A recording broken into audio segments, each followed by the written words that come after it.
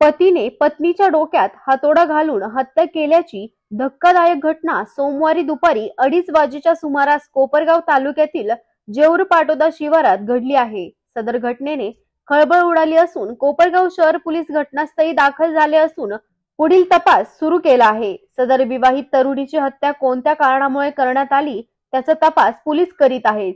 पूजा अरुण दाभाडे असे मयत विवाहितेचे नाव असून आरोपीला पोलिसांनी ताब्यात घेतले आहे।